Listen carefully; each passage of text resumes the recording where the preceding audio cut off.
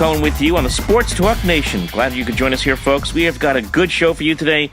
The NFL schedules were released on Thursday, and we are going to talk about them today. Specifically, being in the New York region, we're going to talk about the Jets and Giants schedules. We'll go over those in a little more detail. I'll also take a look at some of the big matchups, the big primetime games that the NFL has slated for the upcoming season as well. So let's get cracking on this episode of the Open Mic program. All right, let's kick it off right now with the New York Giants and their schedule for 2018. You're going to see it up there on the screen in front of you as you see the graphic as I have the entire schedule listed.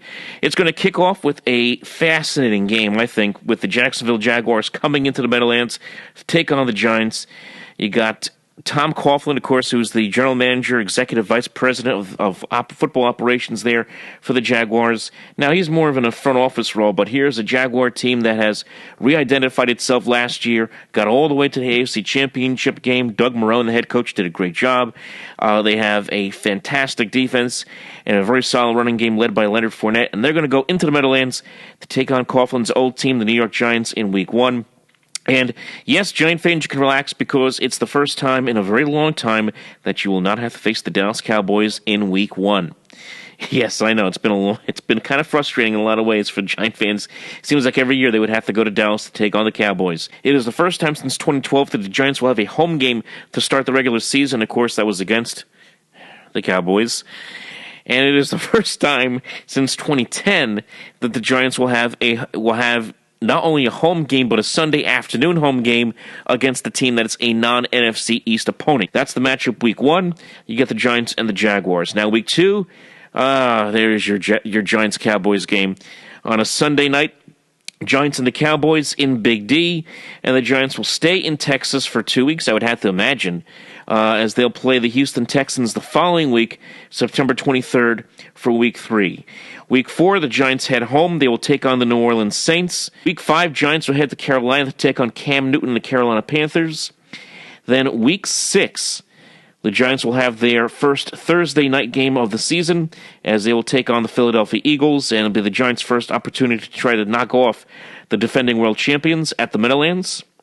That's an 8:20 start on Thursday, October the 11th. Week 7, they will play another primetime game to the Giants as they will visit the Atlanta Falcons. Now that game will be on Monday night, October 22nd at 8:15 on ESPN, Giants at the Falcons. Week 8, Giants are back home to take on the Washington Redskins at 1 o'clock on Fox. Week 9 will be a bye week. Week 10, November 12th, and lo and behold, yes, another night game for the Giants. You'll see a pattern here. Even in spite of the fact that the Giants went 3-13 last year, the NFL is not shying away from the Giants at all from primetime games. They have 4 primetime games, and this is the 4th at San Francisco on Monday, November the 12th, on ESPN Monday Night Football. November 18th, that's Week 11, the Giants will host the Buccaneers. November 25th, Thanksgiving Day weekend, the Giants will be in Philadelphia. That's Sunday, November the 25th. Week 13, the Giants host the Chicago Bears. Mitchell Trubisky comes into town to take on Eli Manning, or maybe if the Giants do decide to draft a quarterback, maybe that next quarterback. Who knows? We'll see at that point when we get to that point. Week 14, December 9th, the Giants are at Washington to take on the Redskins. December 15th, they have the Tennessee Titans coming in. Then December 16th, they are at the Indianapolis Colts. Now, the Colts-Titans games, those 2 games will be on CBS, not Fox. And then the season ends with the Giants and the Cowboys at the Meadowlands, 1 o'clock December 30th. We'll find out whether NBC flexes that game. If they can flex that game when we get to that point, maybe Fox has protected that game. We'll see. But that will be a big game at the end of the year, you would have to imagine, in Week 17. So it's a difficult schedule for the Giants. It really is. And I look at those first 7 games, Jaguars, Cowboys, Texans, Saints, Panthers, Eagles, Falcons.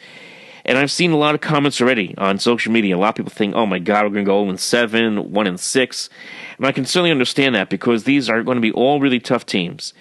We talked about how good this Jaguar team is. You have the Texans with Deshaun Watson, who had a great year last year before he got injured. We'll see where he is at that point. The Saints, are they going to be the same team they were last year? We'll have to see what they are going to be able to do for the second consecutive year. They're not going to surprise anybody this year. The Panthers are going to be tough, especially on the road with Cam Newton in the house in Carolina. That's going to be a tough one. Really, the tough stretch there, the first 7, is going to be week 5 through 7. At Carolina, Philadelphia, at Atlanta. That could be very, very tough. End of the schedule is very doable for the Giants. I mean, you have the Buccaneers, you have the Bears, you have the Redskins there. A Tennessee Titan team that I think is going to come back down to earth a little bit with the coaching change in Mike Vrabel. The Colts, we don't know where they're going to be at this point. So, end of the season, after the San Francisco game, very, very doable, at least for right now. For the Giants, at least that's the perception. Of course, these things will change when we get to the season. So that, again, folks, is the schedule for the New York Giants.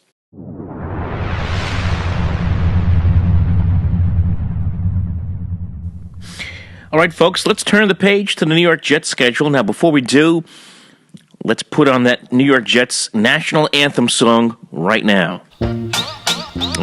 Very, very good. Now, I know the Jets are opening up in Detroit on a Monday night, but I gotta admit, it's a little bit weird. I understand there's a concert that will prevent the Lions from playing on Sunday, so that's why the game is Monday, but you know what? Heck, I'll be honest with you. I'm surprised the Jets and Lions are playing on a Monday night to start the season.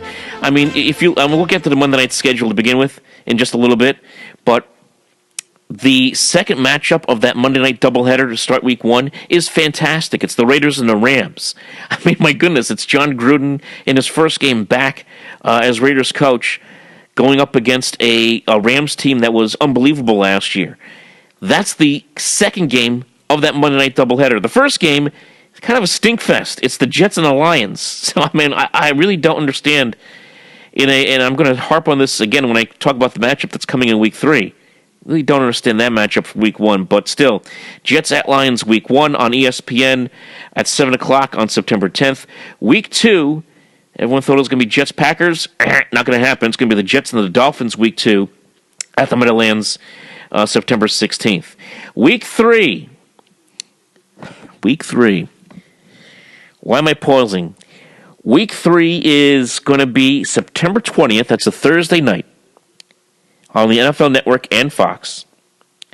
It is the New York Jets and the Cleveland Browns. That's right. The New York Jets and the Cleveland Browns are going to play each other in prime time. You know the scene from the movie Jurassic Park where Laura Dern has her hands and arms all the way deep in Triceratops crap? That is what we got here on Thursday night. We got a load of crap, Triceratops crap, with the New York Jets and the Cleveland Browns on a Thursday night for the entire nation to watch. You have got to be kidding me. Again, the NFL had a lot of problems with its ratings last year, and there were a lot of reasons why. You go with the protests, you go with the quality of play, games, officiating, replay. We could go on. We could do an entire segment on that. And the NFL this year, before the schedule came out, said we want to make sure that these games in prime time are going to be must-watch TV. Thursday night's going to be a must-watch. Monday night's going to be must-watch. Sunday night already is a must-watch, but we're going to make it even more of a must-watch. And they're going to give us the Jets and the Browns on a Thursday night. There better be good baseball on that night. Yankee fans, Met fans, the way things have started so far this year, there's a good chance that we'll have some serious September baseball to talk about at that point. There's better be some good baseball games going on that night. I'm going to take a look right now. I'm going to be that guy. I'm going to take a look right now. I'm going to take a look at the Mets. I'm going to pull up the Mets schedule and the Yankees schedule right now to tell you. And I'll even pull up the Indians schedule for that matter for you people in Cleveland. I mean, who the hell wants to watch the Jets and the Cleveland Browns on a Thursday night? Let me pull this up here. The Yankees on September the 20th, okay? Here we go. The Yankees on September 20th, they will be hosting the Boston Red Sox. All right, so there's a better game to watch than the Jets and the Browns. Yankees and Red Sox on September 20th. Let's take a look at the Mets schedule here. 2018 schedule for the Mets. What's going on September 20th for the New York Metropolitans? Anything but Jets-Browns. Please, anything. September 20th for the Mets. Washington Nationals. They'll be in D.C. That has a chance to be a very big game, especially where things are going right now for the Mets in the early going. So you have Mets Nationals, you have Yankees and Red Sox, and for you Cleveland fans, let me pull up the Indians schedule right now. This is hilarious. It is the Indians and the White Sox. Okay, White Sox aren't that great, but the point is, if you have a chance to watch a baseball game on September 20th, watch that. But there you go. Week 4, the Jets will take on the Jacksonville Jaguars. That will not be fun for the Jets as they have to go down to Jacksonville in the hot weather in that ball game. I'm sure Jacksonville will be wearing white, forcing the Jets to wear their dark green uniforms that day. Week 5, October 7th, the Jets will be home to take on the Denver Broncos. It's the start of a 3-game homestand for the Jets. Home for the Broncos, October 7th. Home to the Colts, October 14th. Home to the Minnesota Vikings and Kirk Cousins, who decided to pick the Vikings over the Jets when free agency started. Vikings-Jets, October 21st, Week 7. Week 8, the Jets are in Chi-Town to take on the Chicago Bears. Week 9, the Jets are in South Florida to take on the Miami Dolphins. And that'll be the second time the two teams play. And then November 11th, Week 10, the Jets get their first game against the Buffalo Bills. Could that be a Baker Mayfield versus Josh Rosen matchup? Very possible. Week 10, that is, Jets-Bills, November 11th. Week 11's a bye week. Week 12, November 25th, Jets and the Patriots. Need I say no more than that? Jets-Patriots on November 25th. December 2nd, the Jets are in Tennessee to take on the new-look Titans. Then the Jets and the Bills match up again, this time in Orchard Park, New York, on December 9th, Week 14. And then the last 3 weeks are absolute corker for the Jets. They get the Texans, and we presume a healthy Deshaun Watson in Week 15 on a Saturday afternoon, late Saturday afternoon. And then Week 6, I don't know what they were thinking when they did this. I guess they wanted to see how many points the Jets can give up the last 2 weeks of the year. Week 16, the Jets get Aaron Rodgers and the Packers into the Meadowlands 2 days before Christmas in Week 16, Jets-Packers. And then Week 17, the day before New Year's Eve, the Jets get the Patriots on the road. So in other words, what is the chance that the Jets could give up 100 combined points in the last 2 weeks of the year? That's pretty much what's the situation there with that schedule. My goodness, I have no idea what they were thinking when they scheduled Packers and Patriots in the last 2 weeks of the year for the Jets. But hey, look, by that point, the Jets season will be over anyway.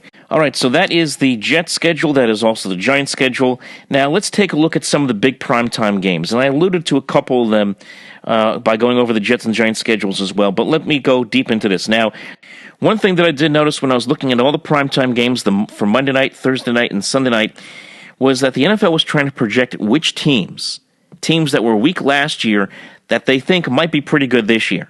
Like the Giants getting four, possibly 5 primetime games this year.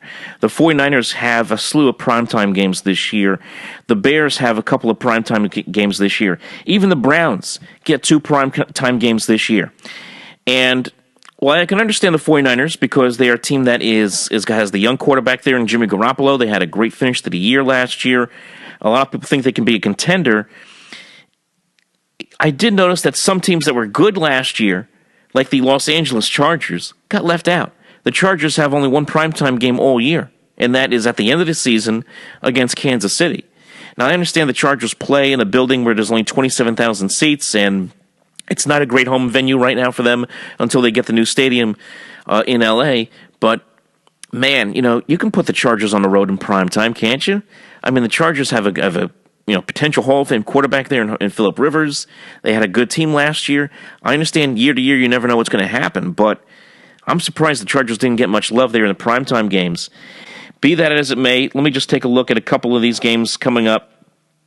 Let's start off with the Sunday night package on NBC. A couple games that stand out for me. You have in Week 3, you have the Patriots and the Detroit Lions. Good matchup. You have Matt Patricia taking on his former team, the Patriots. That should be a lot of fun, very interesting there. Week 4, you have the Steelers and the Ravens. You can never go wrong with that matchup. Always a solid matchup out of the AFC North. You have in Week 6, you have the Patriots taking on the Chiefs, a rematch of a classic matchup from Week 1 last year where the Chiefs went into New England and beat the Patriots. See if the Patriots have some payback on mind in Week 6.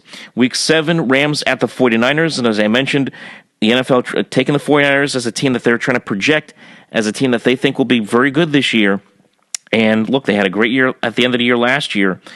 The 49ers will get a Sunday night game. They'll get a couple of primetime games, one of them on Sunday night against the Rams in Week 7, October the 21st. Week 9, again, it's the Patriots. Great matchup against the Green Bay Packers. Aaron Rodgers, Tom Brady. Need I say more? Hopefully both are healthy.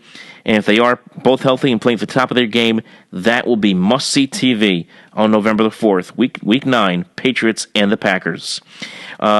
Week 11, the Jaguars take on the Steelers on a Sunday night. That'll be a great matchup. Of course, the Jaguars beat the Steelers twice last year, including the playoff game. I'm sure Pittsburgh has some payback on their mind as well.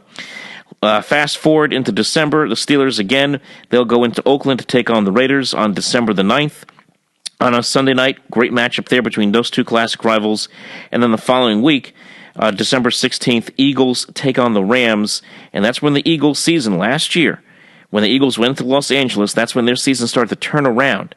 When the Eagles lost Carson Wentz in that game against L.A., Nick Foles came in, the Eagles still won the game, and as we all know, the rest is history with Nick Foles as he took the Eagles all the way to the Super Bowl and won against the Patriots. So Eagles-Rams. Quickly, let's go over to the Monday night package and take a look at some of the standout games there. Packers-49ers on a Monday night in the middle of October. Fascinating. Great. That's going to be a fun matchup, especially if the 49ers do play as well as everyone expects.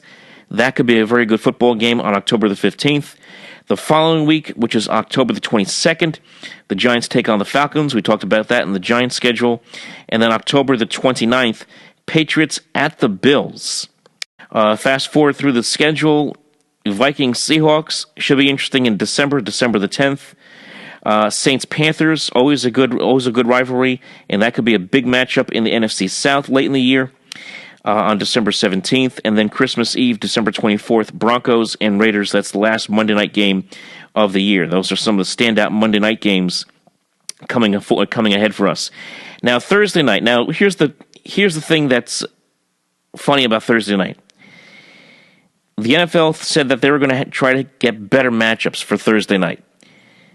And while there are some good matchups on here, and we'll get into those in a second, again, when you have Jets-Browns, when you have Cardinals-Broncos, when you have Texans-Dolphins, when you have even Jaguars-Titans, that's not going to get a lot of eyeballs. It just isn't. It just isn't going to get a lot of attention. Now, the couple of good matchups they do have here on a Thursday night, and that would be in Week 4, Thursday night, September 24th, you get the Vikings against the Rams. Week 5, Thursday, October 4th, the Colts going up against the Patriots.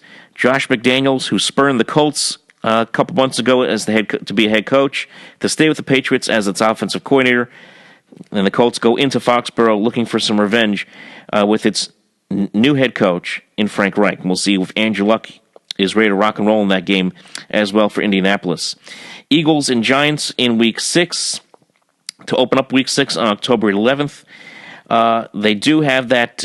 The NFL Network will carry the Eagles-Jaguars game, which will be a Sunday morning game from London. The NFL Network will have that game.